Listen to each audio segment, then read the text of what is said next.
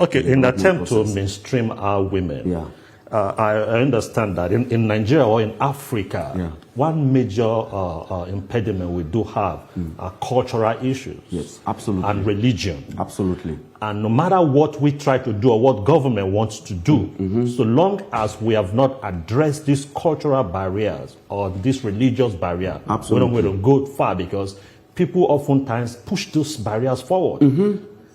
So what exactly can be done? Okay, so for me, we can divide this issue into two major sides or components, as I said.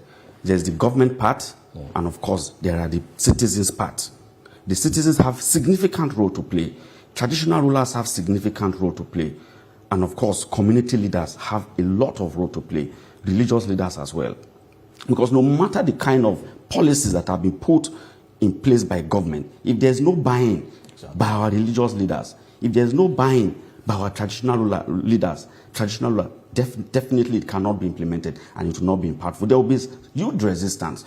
For example, in northern Nigeria, as we speak, there are so many states and communities that don't allow women and girls to go to school. As we speak, that's a fact. It's a fact. And meanwhile, some people attribute it to religion. But I said no. In some of the seminars and papers I have presented, I have data to show that Saudi Arabia don't discriminate against women going to school. Kuwait, Qatar, these are Islamic countries that have invested significantly in women education and rights. So it is not about religion. Because if it's about religion, Saudi Arabia will not be making the kind of progress they are making, technology-wise, and tourism-wise and otherwise. Kuwait, the same thing. Oman, Qatar, these are Islamic countries, and they are doing well. And their women have been educated. You will never hear that girls have been kidnapped from school in Saudi Arabia, that women have been raped in Oman or in Kuwait. So there are other issues and other factors that we need. So the traditional rulers in northern Nigeria have to sit up. Religious leaders have to sit up in Nigeria and say, enough is enough. There must be that consensus among our leaders, both at the National Assembly, in the executive arm of government, at the sub-national level, and say, okay, enough is enough. This is 21st century. The time, that era where women are discriminated against is over.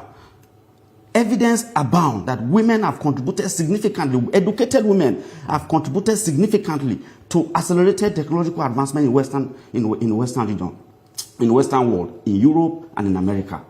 Then, of course, our women are also doing so well in terms of SME, even though they are informal. Go to the streets. Who are the people doing the small businesses? The women. Who are the people taking care of our children? The women.